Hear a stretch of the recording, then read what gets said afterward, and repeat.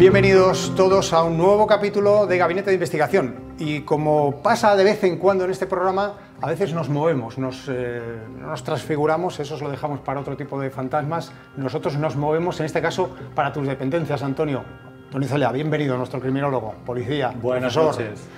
Buenas noches, Miguel, encantado y muchas gracias. Nos tienes que aportar hoy información que va a ser muy importante para el caso que vamos a tratar posteriormente con los expertos, entre otros con Aitor. Aitor Curiel, bienvenido. Muchas gracias, buenas noches. Nuestro médico forense, que también hoy nos vas a tener que dar información importantísima.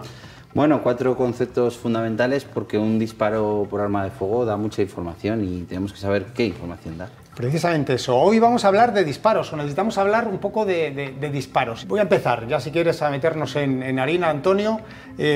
Saber, no sé si tenemos todos claro hoy o no, si alguien que ha disparado se puede averiguar o se puede saber sin error ninguno que efectivamente ha disparado un arma de fuego, sea la que sea, ¿eh?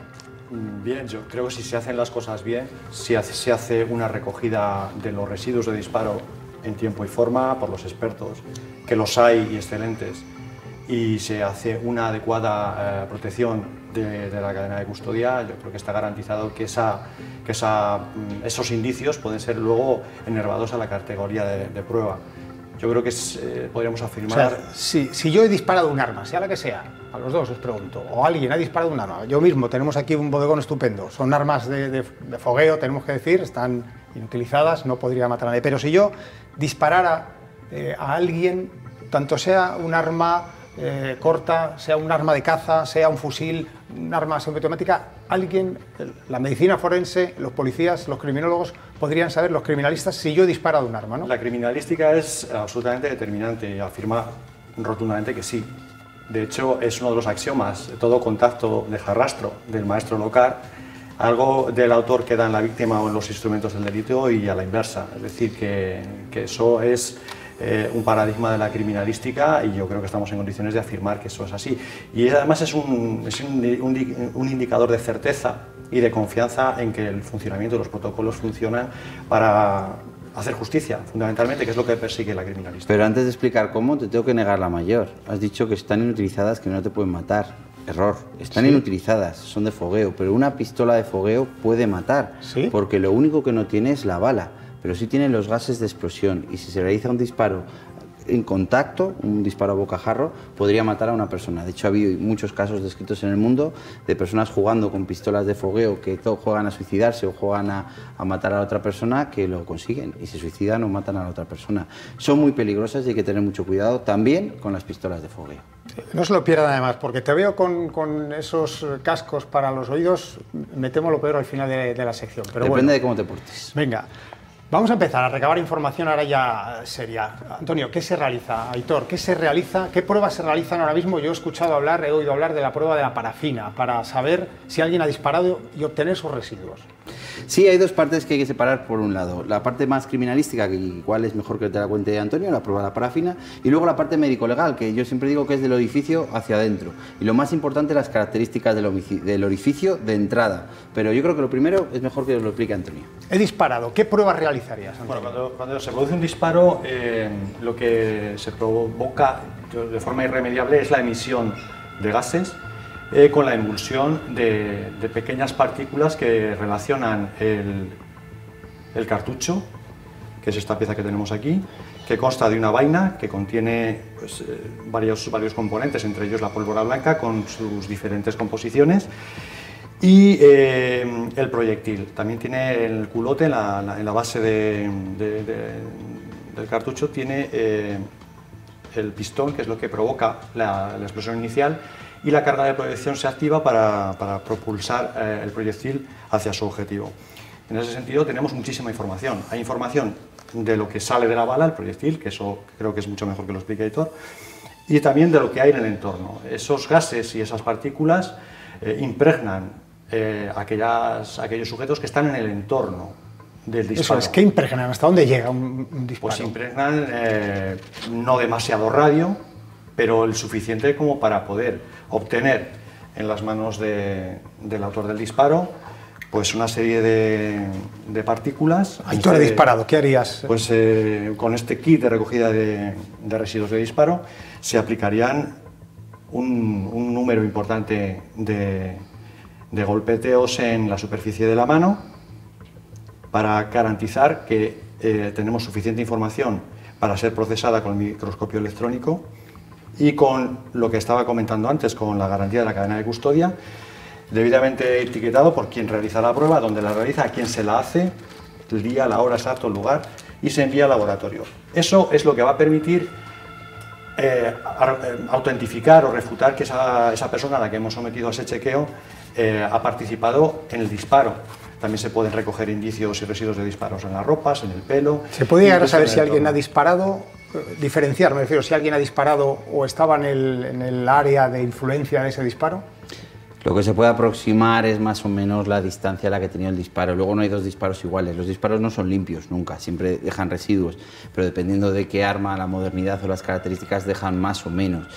Podemos decir que realmente estaba muy cerca del punto de disparo, ¿no? Del arma, pero por ejemplo si alguien coge la mano de otro y apresiona a la vez, pues se va a impregnar la mano de esa persona, igual había otra mano debajo, me refiero, pues más o menos hablar de distancias o de cercanías, pero al menos no saber que ha estado en el que estaba lugar tocando el arma, no en el lugar, no, estamos hablando de que realmente estaba tocando el arma, porque realmente cuando tiene sustancias de disparo es compatible con que ha disparado. Decimos compatible con, pues también sería compatible con una persona que está sujetando a la que ha disparado, por ejemplo. Esta mano también quedaría impregnada. Pero vamos, sí podemos hablar de que compatible con haber disparado o tener la mano en una zona muy próxima al arma cuando se dispara.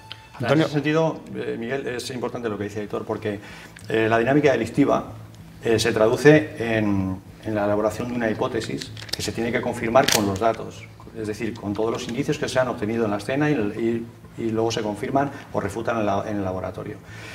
Y hemos de decir que el hecho de que a alguien se le hayan hecho toma de muestras de residuos de disparo no acreditan fehacientemente que esa persona sea el autor del disparo.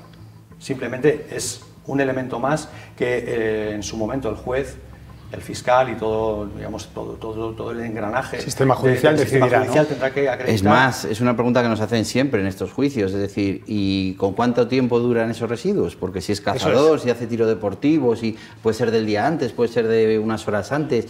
En ningún lado dice la bibliografía, a las 2 horas y 31 minutos desaparece el residuo y a las 2 horas y 30 minutos todavía continúa. ¿De qué depende? De 20.000 factores. De si se lava más las manos o se las lavan menos, y desecha los geles hidroalcohólicos que tenemos ahora o no, si tiene unas manos más suaves o menos suaves, con más rugosidad o menos, si el disparo es más limpio o es más sucio, dependiendo del arma. Hay muchísimos factores que hacen que no podamos decir si esos residuos duran 1 hora o un día, evidentemente no una semana, pero sí hay una cierta variabilidad de cuánto tiempo duran esos residuos, y cuanto más tarde haya sido el disparo, menos cantidad de residuos habrá.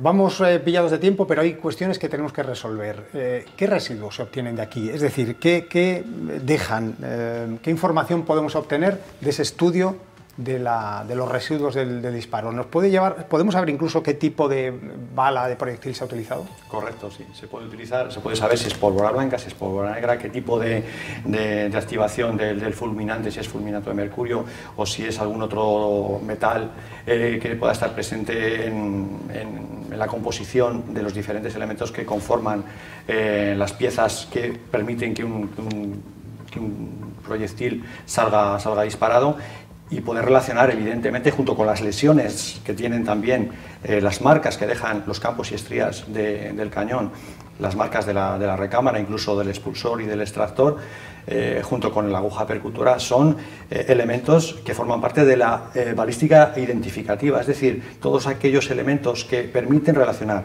arma, proyectil y sujeto que la ha disparado. Buena información. Tengo una pregunta más para los dos, seguramente me podéis echar una mano.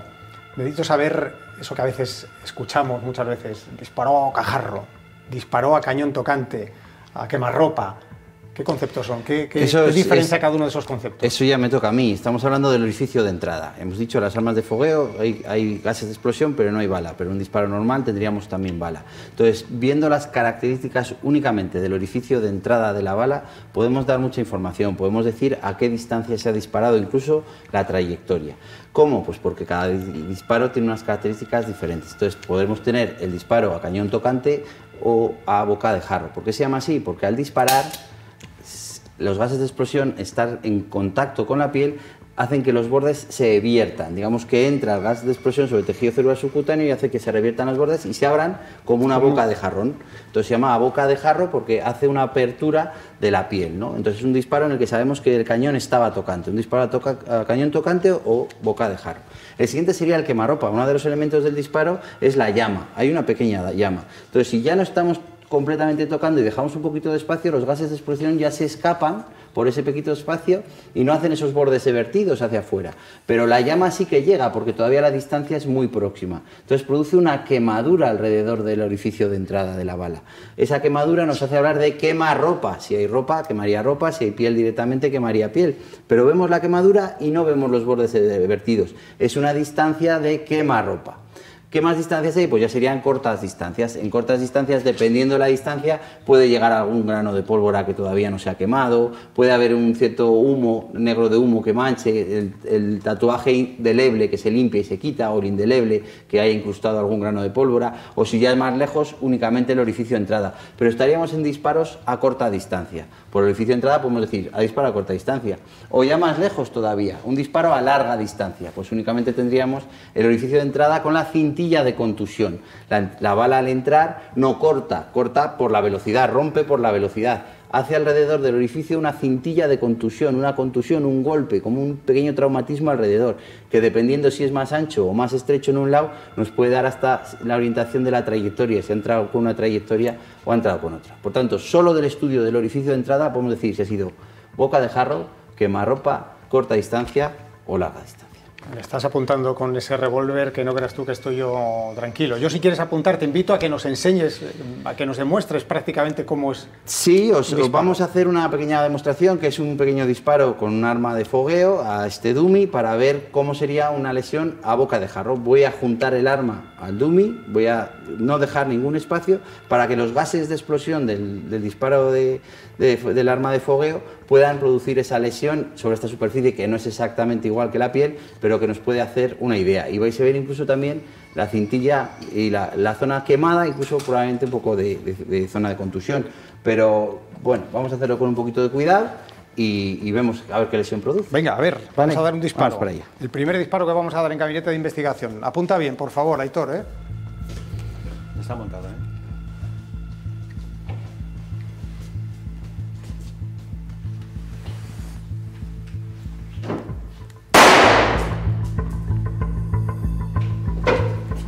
¿Qué olor? Lo primero que llama la atención. Claro, al olor a pólvora, y como verás, pues bueno, hemos hecho una buena lesión. Los bordes no vierten por las características de la zona, la pintura, etcétera, pero sí que ves negro de humo, negro, quemadura y la lesión que hemos producido en una zona de las más duras de este dummy. Bueno, pues analizando esas lesiones podemos dar mucha información, como ya digo, sobre la distancia, trayectoria y características del disparo. ¿Va a ser importante para el caso que vamos a tratar a continuación? Sí, es muy importante todo esto que da el orificio de entrada, dónde aparece la bala y la trayectoria dentro del cuerpo, porque una bala en un cuerpo humano siempre sabes por dónde entra, pero no dónde termina. Y yo te contaría muchos casos que he tenido, como el que vamos a ver a continuación, en los que la bala a veces tiene su importancia porque puede entrar por aquí y terminar en una quinta lumbar. ¿Cómo? Cambiando de trayectoria, porque va chocando con estructuras de dentro del cuerpo humano, algunas óseas y muy duras, que pueden cambiar su trayectoria. Para los dos, nos tenemos que marchar, pero una última cuestión. ¿Qué fiabilidad forense, criminalística tiene, por supuesto, el haber realizado una prueba adecuadamente con su correspondiente cadena de custodia?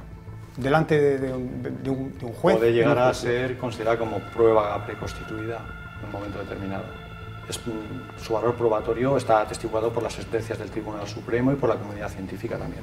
Al final siempre tenemos tres patas: policía científica, policía judicial y forense. El forense dará muchísima información sobre la bala, trayectoria, distancia, lesiones, causa de la muerte. El criminalista, el policía científico, dará información sobre los residuos de disparo compatible con que ha disparado, compatible con ese arma, la huella dactilar que se ha encontrado en el arma. El judicial sobre las declaraciones, el motivo, el móvil, etcétera, etcétera. Y al final los tres son una prueba que demuestra, bueno, pues quién ha sido en muchas ocasiones, y se puede demostrar y llevan a que el tribunal decida condenar o no. Claro, sí que tiene toda la validez. Sí, se puede demostrar, desde luego. Antonio, muchísimas gracias por estar un programa más con nosotros. Aitor, te vamos a pedir que te quites la bata, te pongas la americana y te vengas a plató con nosotros, nos están esperando y nosotros les vamos a dar paso al primer informe, al primer vídeo del caso que nos ocupa hoy, que no es otro que el del asesinato de Sheila Barrero.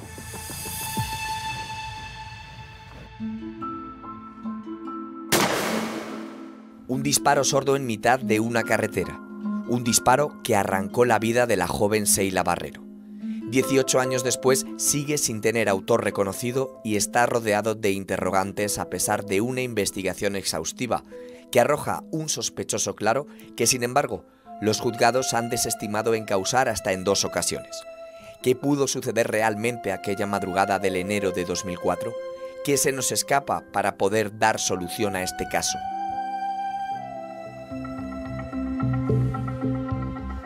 Ya estamos en el plató, cómodamente sentados. Aitor, te saludo de nuevo y doy la bienvenida a Jesús García Ayer, nuestro psicólogo y policía también.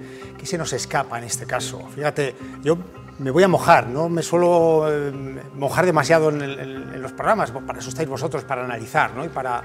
Pero yo leyendo la información, leyendo el informe de la Guardia Civil del que disponemos, la primera reflexión que me sale es: aquí alguien no ha hecho correctamente su trabajo, o no lo ha hecho la Guardia Civil, o algo en el juzgado está fallando, porque son posturas absolutamente antagónicas, el caso de Sheila Barrero. Vamos a ir desgranándolo poco a poco, pero esa es la primera reflexión que me sale. ¿Qué se nos escapa en este caso? Hombre, a mí me gustaría poner aquí de relieve una cosa que es importante en el punto de vista judicial, y es la libre valoración de la prueba que tienen los jueces. Descansan en ella precisamente, digamos, su independencia, ¿no? Los jueces, aunque se dice, ¿no?, que tiene que ser a la luz de la lógica humana, realmente los jueces tienen una libertad para valorar, según crean justicia y las pruebas que se les van ofreciendo. Parece ser que por alguna razón, que habrá que dilucidar, por alguna razón, pues bueno, pues los jueces que han visto el asunto no les ha parecido suficiente prueba. La regla de la sana crítica, ¿no? Todos somos al final testigos o peritos o pruebas que bajo las reglas de la sana crítica su señoría debe considerar si es suficiente o no para enervar ese principio de inocencia, ¿no? Indubio pro reo, ese derecho garantista que tenemos, gracias a Dios, y que hace que evitemos que muchos inocentes estén en la cárcel. Aún así, metemos a muchos inocentes en la cárcel. ¿A costa de qué? Pues de que algunos culpables no entren. Esto es inevitable y bueno, luego también está la capacidad de unos peritos, de otros, de convencer, no convencer, de investigaciones que a veces, porque no conocemos toda la realidad que hay detrás, podemos prejuzgar que son insuficientes o incorrectas, pero casi siempre que prejuzgamos en esa línea es porque no conocemos la totalidad de la investigación y no conocemos la mayor parte del trabajo que está detrás. Y yo creo que un poco de todo eso puede que haya en este caso. Que entienda el espectador que es un comentario personal mío desde la más absoluta ignorancia tanto de la criminalística como del ámbito judicial, por supuesto. Entonces vamos a mantenerlo ahí. Nosotros lo que nos tenemos que dedicar es a darles la información a ustedes y que también en su casa se formen una opinión, seguramente profana. No tenemos todavía, ni lo tendremos, desde luego, al final del programa, esos conocimientos ni judiciales ni criminalísticos para, ojalá fuéramos capaces, ¿no?, de poder llegar a una solución. Pero al menos vamos a intentar explicarlo. Jesús, Aitor, vamos, si queréis, con la primera parte de la historia. Vamos a saber qué es lo que pasó aquella noche del 25 de enero de 2004 con el asesinato de Sheila Barrero.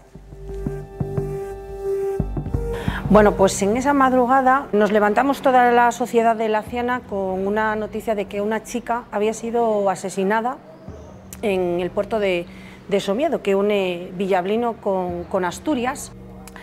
Nos enteramos después, un poco más adelante, ya durante el día, que había sido con un disparo, donde una joven aparecía con un disparo en la cabeza, y consternó muchísimo tanto a Laciana como a la zona de Asturias de donde era Sheila.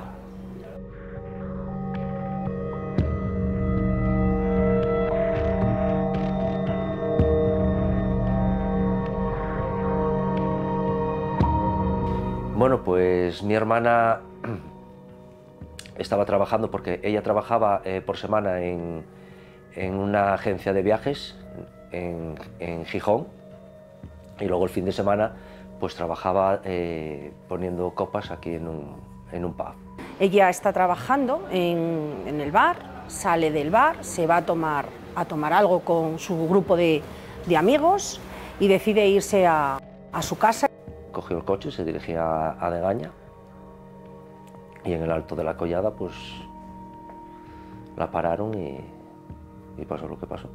Alguien le da el toque de que tiene que parar, desvían el vehículo de la carretera, porque el vehículo aparece después en una zona que no está en la carretera, y en ese momento pues a ella le dan un disparo por la nuca, un solo disparo, con una pistola pequeña, y fallece. Que habían pensado en una posible pedrada que le habían dado a Sheila, ¿no? Una pedrada, y bueno, y hasta estuvieron buscando por allí piedras manchadas de sangre y tal. Y fue luego, eso sí, fue luego en la autopsia, cuando se hace la autopsia, que se ve ya, claro, se ve que la muerte obedece a un acto homicida con arma de fuego y con un disparo que entrando la bala por la nuca y saliendo por una ceja, a veces que era la ceja derecha.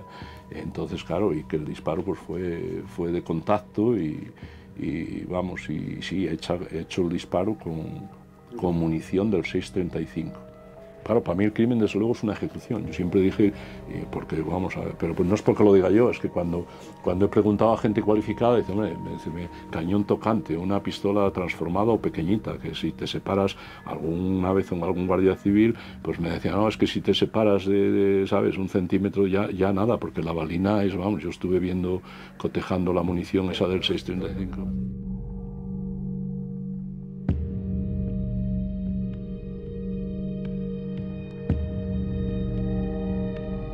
Pues Sheila era una chica joven, yo la recuerdo, que era una chica joven, muy guapa, siempre tenía un carácter y una manera, su semblante, era de alegre. Ella, y muy seria, porque ya desde pequeña, ella siempre fue, no sé cómo decirte,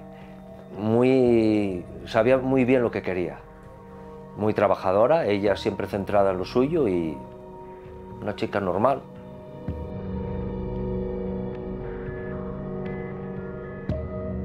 No, la información la recibimos ya cuando nuestro abogado llega a las pruebas de residuos de disparo, que es cuando ya dicen, aquí hay un individuo que coinciden los residuos de disparo con el casquillo encontrado, con las muestras encontradas en el casquillo. Hay un único sospechoso, que era el exnovio de ella, porque aparece pólvora en las manos en la mano derecha de él aparece pólvora. Bueno, esa persona dice que es que él había ido de caza y entonces coincide.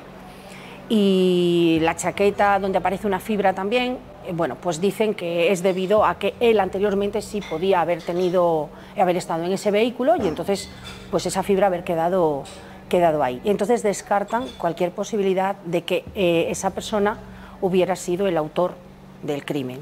Sí, se cierra una primera vez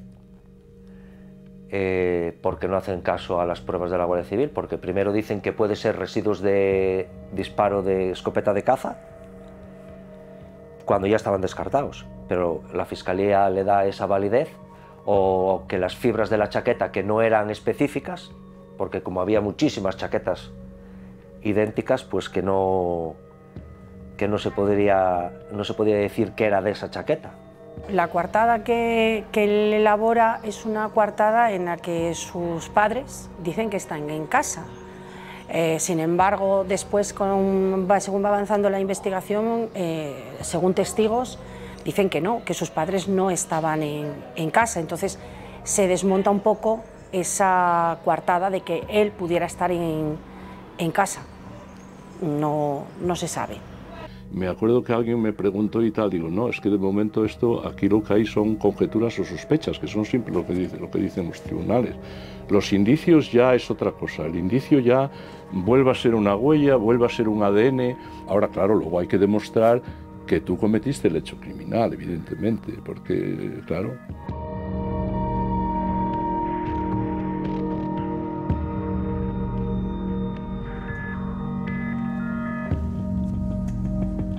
Lo decíamos al inicio del programa de hoy, muchísimas incógnitas que hay encima de la mesa. Es un caso verdaderamente extraño. Yo voy a empezar planteando esa hipótesis que nos deja el abogado del principal sospechoso, que repetimos, está en libertad, una ejecución. Y yo pensaba, digo, hombre, alguien que comete ese asesinato con una pistolita pequeña del calibre 6.35, es una pistola muy pequeña, lo que me he podido informar, imprecisa, sino cuando lo hace a cañón tocante, lo hace de esa manera es porque sabe lo que va a hacer y cómo tiene que hacerlo, ¿no? Bueno, probablemente también tenemos que pensar que no todo el mundo tiene acceso a todo tipo de armas. Si el autor no tenía acceso más que a ese tipo de armas, pues se ha tenido que conformarse con ello, ¿no? Que decían al principio que podría ser una ejecución, como si hubieran estado pensando en alguna, digamos, algún encargo a algún sicario. Ahí ya parece ser que empezaríamos a dudar, ¿no? Ahí un sicario con ese arma no es muy normal. Yo más bien pienso que sí que el autor puede ser consciente de digamos, de lo poco efectiva que pudiera ser el arma que está utilizando y por eso lo hace a cañón tocante sin más, ¿no? Te tiene que arrimar muchísimo con el riesgo que eso supone de defensa de la víctima y de que algo salga mal, ¿no?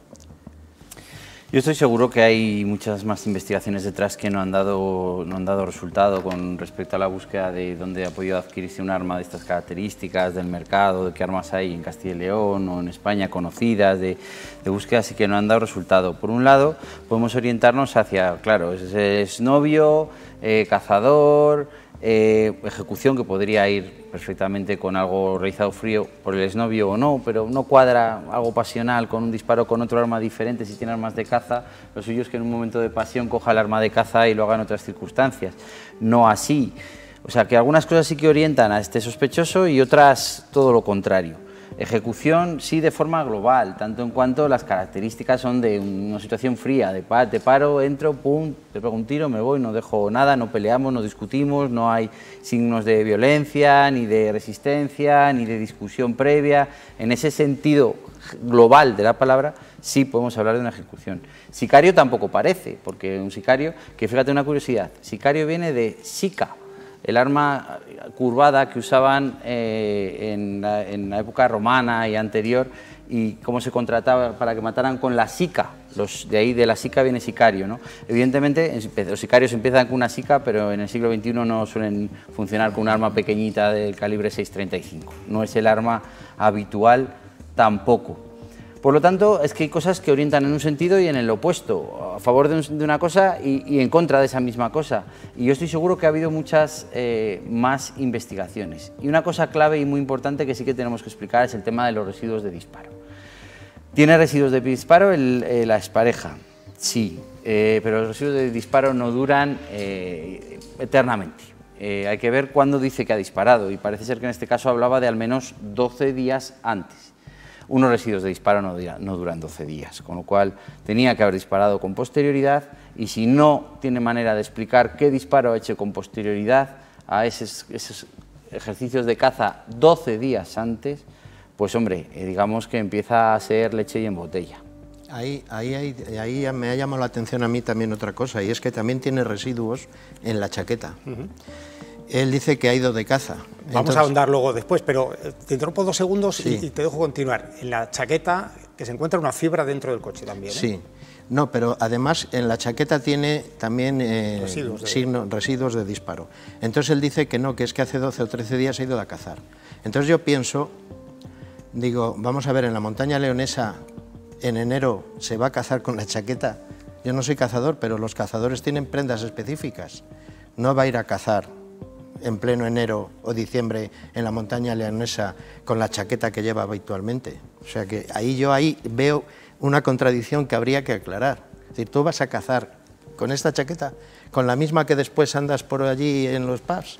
No. 12 días después son muchos días para que los residuos de disparo los podamos referir a aquel disparo de hace tantos días. Lo que pasa es que es una cosita, otra cosita, otra cosita, otras dos que no cuadran del todo se complica un poco, y dentro de esa sana crítica a su señoría pues no termina de verlo del todo. Si luego encima entra algún perito de parte que empieza a decir, o se encuentra algún pequeño error en alguna cadena de custodia, algún pequeño error en algún informe que he dicho una cosa y resulta que no era exactamente así, pues ya alguien se puede basar en esos errores para intentar escapar de lo que parece que va orientando a. Desde luego, si la cosa está complicada, se va a poner todavía más complicada cuando veamos el segundo informe, pero antes os pregunto brevemente, ¿qué nos dice el modus operandi del crimen? Me refiero, una carretera en un puerto, son las 7, las 8 de la mañana en enero, todavía no hay luz suficiente, empieza a amanecer, pero todavía no hay luz suficiente para que alguien, ¿cómo tiene que hacerlo? Para que alguien dé el alto a un coche, pare. Es extraño también, cuando menos. Yo eso de que da el alto y para, no sé exactamente cómo se ha llegado a demostrar, porque también puede ir con ella en el coche desde el principio. No sé por qué en plena carretera de madrugada, en este caso, invierno. Por aclarar un poco la información, ella sale del pub, le acompañan en un coche por detrás varios amigos, llegado al puente hacia Degaña, los amigos se desvían y ella continúa por la carretera, y es en ese tramo de carretera, que es aproximadamente 3 kilómetros lo que hay, nosotros lo hemos realizado, es donde la dan el alto o sucede el caso. Pero es cuanto menos, a mí me parece extraño. Sí, y tanto en cuanto es extraño, da información, evidentemente orienta a un error de persona que no parece, o una premeditación, una posibilidad de haber planteado, bueno, pues va a venir por aquí, va a girar aquí, va a llegar aquí, yo voy a estar aquí, y lo hago con este otro arma que he conseguido en el mercado negro de esta manera y tal, para que no se me relacione con ella. O sea, sí que está hablando en cierta medida de algo orienta a una premeditación, a una posible alevosía, sin posibilidad de defenderse por su parte, a una situación que orientaría a un asesinato más que un homicidio. Desde luego. Tengo que hacer una pequeña pausa. Señores espectadores, les digo que no se muevan porque, repito, si el caso parece enrevesado, parece complicado, se va a complicar todavía un poco más cuando veamos el segundo informe, que lo vamos a hacer a la vuelta de unos breves consejos publicitarios.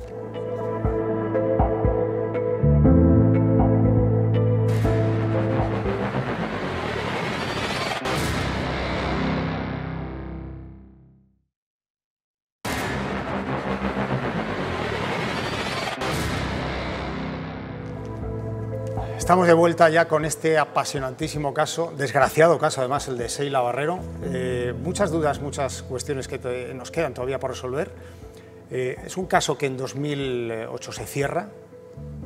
Los fiscales y los jueces no ven todavía pruebas suficientes y deciden cerrarlo. Pero en 2015, de manera secreta, se pone en marcha una nueva investigación con un nuevo equipo, partiendo de cero, reinvestigando absolutamente todo.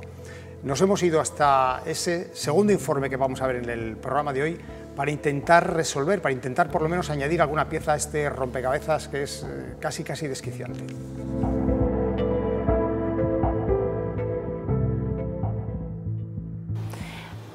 Años más tarde, unos años más tarde, hay una misma inspección pero con muchos más avances, donde ya pueden, con esos avances, decir exactamente pues, muchos más datos. Analizan las fibras de la chaqueta y la conclusión de los peritos, tanto de la Guardia Civil, que por su parte lo siguen analizando en los laboratorios de la Guardia Civil, resulta que dicen que es específica de esa chaqueta, por su tonalidad, su grosor y su textura. O sea que no puede ser, entonces ya dicen que es específica, que ya no es cualquier otra chaqueta. Entonces ya es del fijo.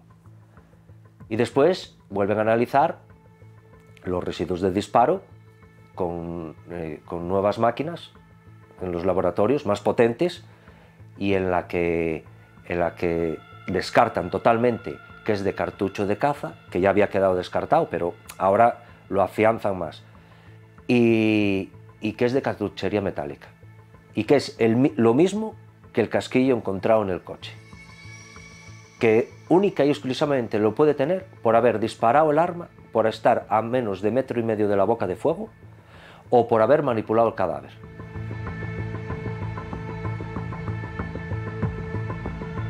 Todo eso no se pasó a la fase de juicio, por ejemplo, es decir, los tribunales no han dejado enjuiciar a este presunto culpable, es decir, no lo han sentado en el banquillo, coloquialmente. Precisamente no lo han sentado en el banquillo porque todo esto de residuos de disparo y demás, en fin, se queda totalmente desvanecido, no se ha podido llegar a nada. Policialmente, bueno, pues señalan a una persona determinada, ¿no? Pueden señalar a un... y dicen, esta persona para mí es culpable, es la que cometió el crimen y tal. Ya, claro, pero para eso están los jueces, están los tribunales y están las distintas instancias que tenemos en cualquier Estado de Derecho. Vamos a ver si esto es un indicio potente o no lo es, o es una mera, se queda en una mera conjetura, o vamos a contrastar ahora una serie de indicios a ver si chirrían, chocan o no. Y esa es la labor que hacen. Y luego, por supuesto, vamos a ver los contraindicios que favorecen y que están diciendo que esta persona no pudo hacer eso. Pues nosotros nos enteramos de una filtración que hay del Tribunal Supremo de Justicia a la prensa de que se ha reabierto el caso.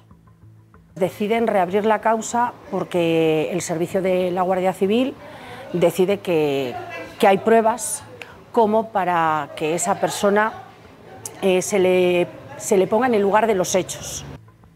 Básicamente empiezan como si fuera de nuevo, con un equipo nuevo, para ver si hay otras vías o por decirlo de alguna manera, que no se viciara. Pues entre esos datos, que la mano derecha contenía las mismas partículas que apareció en el casquillo de la bala del coche de Sheila, por ejemplo, que eso no es lo habitual, aunque solo te vayas de caza, no son las mismas partículas. También la fibra de la chaqueta pues, tenía el mismo uso o la misma vida de esa prenda de ropa, que dicen que si la prenda de ropa, aunque compremos una prenda igual, el uso del detergente, los lavados y demás no van a ser nunca iguales, y ahí coincidían.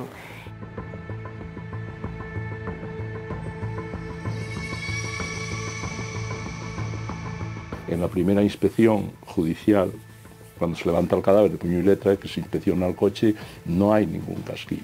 Bueno, bien, pudieron uno verlo, el juez y la secretaria. No consta que tuvieran problemas de visión, pero puede ser.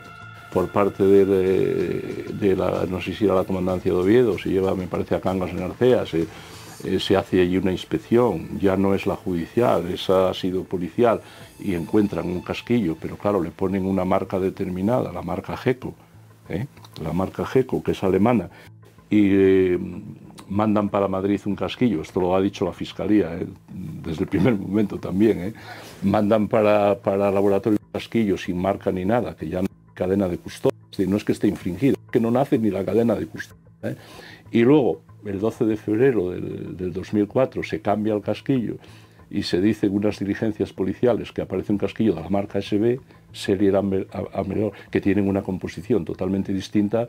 Pues claro, eso ya chirría todo. Y cuando me hablabas de residuos de disparo, en los coches familiares, que me parece que eran 3, pues no existe ningún residuo de disparo, ninguno de ellos. No resistiría, no se podría llegar a un juicio con esa, ¿sabes? Con esto, o sea, con esa evidencia casquillo y con estos residuos de disparo y tal, no se podría jamás llegar a un juicio. Entonces, claro, esos contraindicios son muy fuertes, porque claro, hay, pues fíjate, había 2 pelos, ¿no?, en el cuerpo de Sheila, que fueron analizados, cotejados con su ADN y no pertenecían a Borja Vidal, no pertenecen a Borja Vidal. Luego, fíjate, cuando se realiza la toma de muestras de la ropa de Sheila y de objetos encontrados en el vehículo de ella, se determina la existencia de ADN de 3 varones desconocidos, en el reloj que portaba ella 1, en un periódico que aparece allí, esto está en el folio 1672, otro ADN de otro varón, no del mismo, de otro varón desconocido, y en una colilla de Marlboro, folio 2140, te hablo de la primera instrucción, bueno, esto está incólume para la segunda reinstrucción, por así decir, ¿no? No se corresponden con el ADN de Borja Vidal Gómez, pero luego también hay una fibra de color verde en una uña que lleva ella que no se corresponde con la ropa de ella, pero se ha cotejado con toda la ropa que recogieron, por ejemplo, en el domicilio de Borja Vidal, ya te hablo del año 2004, y tampoco fue analizado y no se corresponde con ninguna ropa de Borja. Hay otras dos fibras también blancas y también recogidas en el interior del vehículo, tampoco. Y luego verás también en el cuerpo, en el cuello de ella, hay también un ADN de un varón no identificado. También en esa bufanda negra que aparece en el coche hay un ADN también de un varón no identificado que no coincide con el, ¿sabes? Ni coincide tampoco con otros 5 investigados que se les tomaron también, igual que a Borja Vidal, se les tomó muestras de ADN y claro, no coincide con ninguno de ellos tampoco, pero claro, con Borja Vidal tampoco.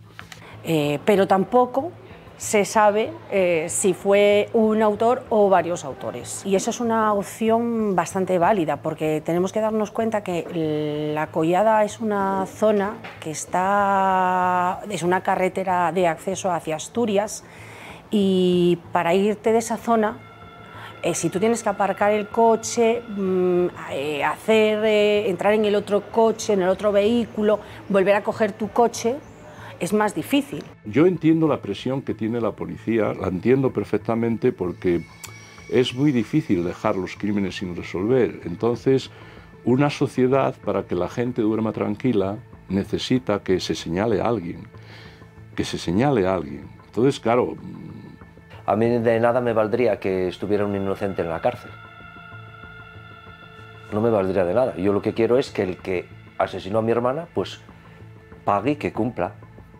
No es ajeno que es un poco extraño, pues que con las pruebas, con los informes de la Guardia Civil, se decida cerrar un caso donde hay unas contradicciones, donde se le sitúa a una persona en el lugar de los hechos y aún así se cierra el caso. Es algo que por lo menos llama la atención.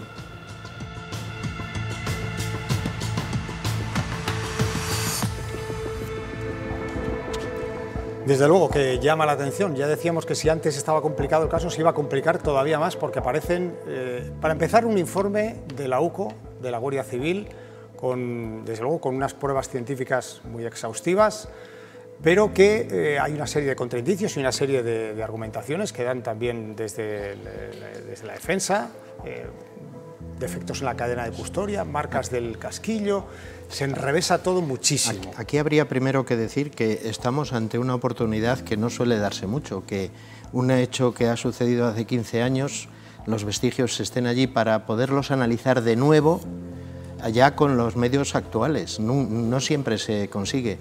Parece ser que con los medios actuales, que incluso ya no es solo los laboratorios de la Guardia Civil, es que hay un laboratorio particular, AMSLab, que lo analiza y que coincide plenamente con los laboratorios oficiales. Eso es un privilegio que no suele darse demasiado, ¿no? Que se pueda analizar con los medios actuales algo que ha pasado hace tanto tiempo. Lo demás, el tema ese de la cadena de custodia, que parece ser que le importa tanto lógicamente, un abogado defensor está en su obligación, ¿no?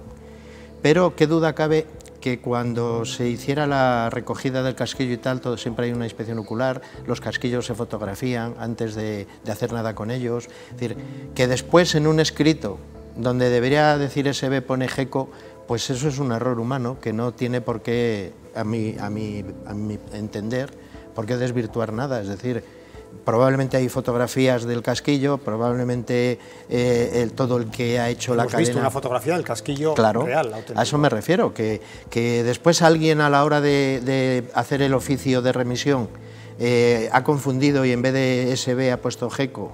Tenemos que tener en cuenta otra cosa también, y es que cuando hay este tipo de hechos, las prisas siempre van corriendo detrás de los investigadores. Eso para mi juicio es un error, porque todos estos casos necesitan un reposo y hacerlo todo tranquilo, repasarlo todo bien, pero yo creo que eso puede ser un error de transcripción que no tendría por qué en sí mismo pensar que haya habido algún problema en la cadena de custodia. A ver, hay tres cosas a favor. Estamos hablando de los residuos de disparo, el casquillo y las fibras de la cazadora. Y a partir de ahí vamos a meterlo todo en un caldero y revolverlo mucho para que no se vea, que es la labor del abogado de la defensa y es lo que hace. Y que me llama mucho la atención. Pero vamos a hacer un símil muy claro. Ahora mismo entra tu exnovia, aquí, miramos para otro lado, te pega un tiro rápido y se va. Analizamos esta escena. Hay ADN en tu camisa de otros 5 mujeres, sí. ¿Y? Que el ADN en el cuello de otro varón, ¿y? Que en el coche no hay ADN del que te ha disparado, ¿y? O sea, no tiene que haber 200 indicios para que te hayan disparado, no. Que no aparezcan cosas no significa que esta persona sea inocente. Bueno, eso dirá el abogado de la defensa, y esto no tiene jijiji y con risas a destiempo de lo absurdo que es. No.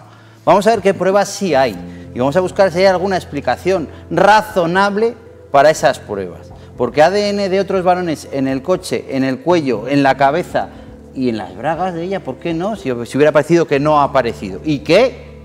¿Y qué? Eso no desvirtúa en nada que sea el tal sospechoso. En nada. Dirá el abogado que desvirtúa. No desvirtúa nada. Tú tienes el ADN de muchas personas encima y no desvirtúa en nada que llegue una persona y te pegue un disparo. Pero si esa persona tiene unos residuos totalmente compatibles y no se puede justificar porque un disparo por arma de caza 13 días después no justifica. Explícame eso. Y si no puedes explicármelo, entonces tienes un problema. Y hay tres. Los residuos de disparo. Las fibras de la cazadora, por supuesto, al principio eran inespecíficas. Vale. Ahora no, tienen el mismo desgaste. Quiere decir que si tiene 3 meses la cazadora, tiene aproximadamente 3 meses. Si ha sido lavada 8 veces, ha sido lavada aproximadamente 8 veces. Si tiene roce, descolorida por el sol de la montaña, por tal, está exactamente en las mismas condiciones. Ya no es una fibra de cazadora compatible con, no, ya es una fibra de esa cazadora con bastante seguridad. Y aparte tenemos un casquillo, ¿que hay un problema? Sí, una rata humana, una rata en un informe, pero hay 3 pruebas, no indicios, que claro, y es que hay contraindicios. ¿Contra qué? Contra nada. Sin embargo, explícame lo que hay, 3 pruebas, explícamelas, dame una explicación convincente y no eres culpable. ¿Cómo que hay ADN de otro varón en el cuello? Pues podría haber de 16, y de su padre y de su hermano y de su vecino del quinto, ¿y...? Eso se podría decir, por ejemplo, la fibra. Si él había tenido alguna relación con ella, podía estar allí desde una... Pero los vestigios del disparo en su mano y en su chaqueta no. Y además ya no es solo que coincidan con el casquillo, como se decía, sino que tendrán que coincidir también con la entrada de la herida, de la entrada de la bala. En la herida del cadáver se han recogido unos indicios, son los mismos que los de la mano de Borja. Pues, chico, difícil de explicar, ¿eh? Y que no haya ADN de Borja en el coche no significa nada. No, como no hay ADN es un contraindicio. ¿Qué va a ser un contraindicio? ¿Qué es eso de contraindicio? ¿Dónde vienen los libros de criminalística los contraindicios? Sin embargo, nosotros, las personas de a pie, las que no tenemos esta relación ni con la criminalística ni con el sistema judicial, nos preguntaremos, y ante esto que parece ser que podemos tener encima de la mesa, ¿por qué en 2 ocasiones varios jueces, varios fiscales han decidido que no hay por dónde coger el caso? Ahí está el quid de la cuestión. Ahí podríamos hablar un poco de la justicia en España, por qué razón tiene la calificación social que le dan cuando hacen encuestas y tal. Es decir, todos conocemos litigios, por ejemplo, que afectan a muchas personas, pero en diferentes juzgados. Unos juzgados sentencian en una dirección y otros en otra. Es lo que decía yo un poco al principio, ¿no?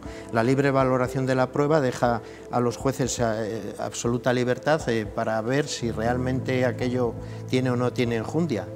Hemos visto otras veces sentencias condenatorias por meros indicios racionales, pero ahora pues parece ser que ni siquiera han sido suficientes como para abrir un juicio oral. Hablamos de eso, no hablamos de condenar, hablamos de llegar César, a un juicio. Lo que es del César, el caso no es fácil, sí que hay estas 3 pruebas, que no indicios, pruebas claras, difíciles de rebatir, muy difíciles de rebatir, pero también hay cosas que no cuadran, no hay un móvil suficiente, no hay otro tipo de pruebas testificales, no hay la arma no ha aparecido, no hay una sospecha de compra en el mercado de ese arma ni se ha encontrado, ni se podían conseguir más cosas, sí.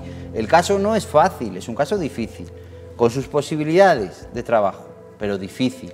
Y hay que ser muy valiente, porque claro, si yo doy un paso a esto, hay un fiscal que acusa, se celebra un juicio y es declarado inocente, pues me han dado un revolcón y hay que ser valiente.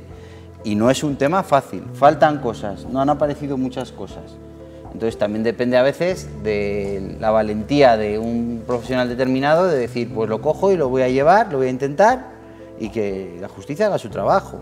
Y también hay veces en los que una acusación particular termina yendo sola porque Fiscalía no ha ido. Y hace poco ha habido algún caso en Valladolid, estoy pensando en el niño que estuvo a punto de morir por una electrocución, que ha salido en prensa, en el que el abogado ha tenido que ir sin Fiscalía porque Fiscalía no consideró que había suficiente. Cuando había habido un error profesional, o supuestamente, en el que alguien había hecho una mala conexión de un cable, un niño toca una farola y entra en parada, y porque pasa por allí una persona capacitada que la separa convenientemente de la farola y le hace una reanimación cardiopulmonar y le salva la vida al niño. Y no porque no hay suficientes pruebas de que hubiera negligencia, no hay suficientes pruebas de que hubiera podido morir, y había una acusación particular que se ha atrevido y lo ha llevado. El juez decidirá bajo las reglas de la sana crítica, ¿habrá condena o no habrá condena? Pero por lo menos se ha juzgado. En este caso, que no es un caso fácil, ¿faltaban cosas? Pues falta el arma, por ejemplo, que es muy importante. ¿Hay cosas? Las hay. ¿Suficientes? Pues no somos nosotros quienes para juzgarlo. Os hago una pregunta a los dos. Yo no sé si es muy habitual o no. A mí también es otra de las cuestiones que me ha llamado la atención el informe que ha emitido la Guardia Civil, la UCO. Este segundo informe, que sea tan absolutamente taxativo en sus conclusiones. Es que no es que no deja ninguna duda. Afirma categóricamente el culpable es este señor por esto y por esto. No sé si es tan habitual que la policía o la Guardia Civil se moje tanto, sea tan contundente y tan específica. Hombre, yo pienso que realmente, teniendo como tenían a mano, digamos, los argumentos utilizados para el archivo, el primer archivo que hubo, pues lógicamente han centrado sus esfuerzos en desvirtuar aquello que en su momento sirvió para archivarlo, ¿no? Que es un poco la especificidad de las materias que hay en los restos del disparo, que no puede haber otras armas más que esa, que ya estaba también en el cuello de la víctima, en fin, han hecho mucha incidencia ahí porque, bueno, ahí pensarían que era donde tenían la mayor fuerza probatoria.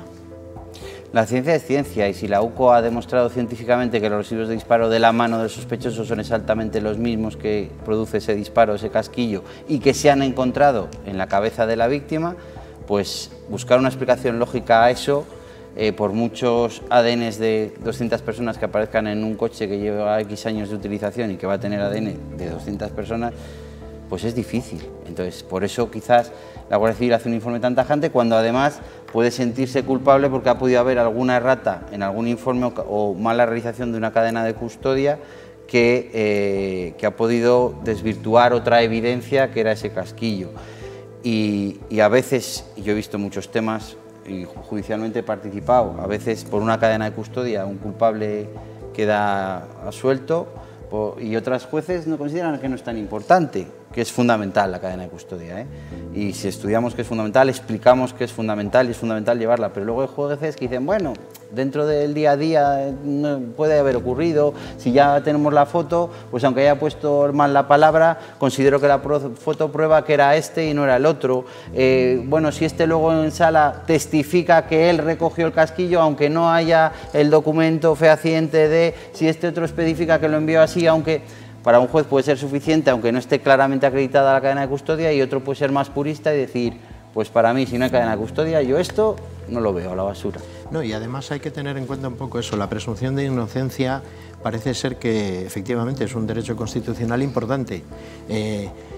Hemos tenido recientemente noticias aquí en Valladolid de cómo han quedado absuelta una banda de traficantes porque el Tribunal Supremo consideró que las primeras escuchas no habían estado suficientemente fundamentadas. Después de que ya el oficio de la policía, el primer juez instructor lo consideró suficiente, el juez penal que condenó consideró suficiente, la audiencia que hizo el recurso consideró suficiente, el Tribunal Superior de Justicia de Castilla y León considera suficiente, y después llega el Tribunal Supremo y dice que no es suficiente. Es que tenemos que vivir con eso, es decir, el libre albedrío que tienen los jueces para valorar las pruebas, pues nos va a dar estos casos. Y nos duela o no nos duela, porque en este caso que estoy refiriendo, que todo el mundo conocerá porque ha sido hace 10 días, hasta los propios enjuiciados reconocieron su culpabilidad y se habían conformado con la pena. O sea, A raíz de esas escuchas se consiguió intervenir droga. Sin embargo, pues dicen que no tenían que haberle... Pero tenemos que ser optimistas. Por cada culpable que dejamos en la calle, evitamos que un inocente entre en la cárcel. Porque al final, donde pongamos el listón, se salvan unos o se condenan otros. Os hago una pregunta brevísima porque ya tengo que cerrar el programa, pero este caso está ahora mismo, el caso de que nos ocupa en el programa de hoy, está cerrado. Se cerró en 2020. En una situación como la que tenemos, con tan pocas vías ya de nuevas investigaciones, supongo que hay que ser pesimista, ¿no?, en que pueda reabrirse, que pueda investigarse algo más. Yo no sé si han hecho todo. Habría que hacer una autopsia psicológica exhaustiva de la víctima para intentar ver posibles motivaciones, posibles móviles. Porque claro, lo que decía un poco Aitor, es decir, ahora parece que no hay un móvil muy claro, porque era una expareja, pero tampoco parece que tuvieran grandes litigios, ¿no? Incluso hasta la pareja, que era en ese momento, tuvo que irse porque también sospechaban de él, ¿no? Teo, que vive ahora en Burgos. Es decir, la gente empieza a hablar, pero yo creo que habría, no sé si se ha hecho, que probablemente se habrá hecho, a ver si por ahí puede encontrarse alguna motivación que pueda añadir algo más a lo que ya hay. Quedan 2 años al menos para la prescripción y yo creo que hay que ser optimista, porque en la medida que nosotros seamos optimistas, un culpable no descansa. A ver si es verdad. Me da un poco de rabia escuchar eso que dices, que dependamos a veces de la valentía o no valentía de quien nos tiene que tratar los casos, que nos puedan, ojalá no, a nosotros 3 por lo menos, pero que nos puedan afectar. Pero es así, es lo que tenemos. Jesús, Aitor, 1.000.000 de gracias de nuevo. Hoy era un caso francamente complicado, francamente difícil, y aún así nuestro gabinete de investigación lo ha tratado. Saquen sus conclusiones en casa. Nosotros estamos para intentar arrojar un poco de luz, para retomar estos casos que llaman los criminalistas, los criminólogos fríos, y por lo menos darles un poco de luz, arrojarles, volverlos a traer a la actualidad y que se puedan solucionar en la medida de lo posible. La semana que viene les espero aquí de nuevo con un nuevo caso en Gabinete de Investigación.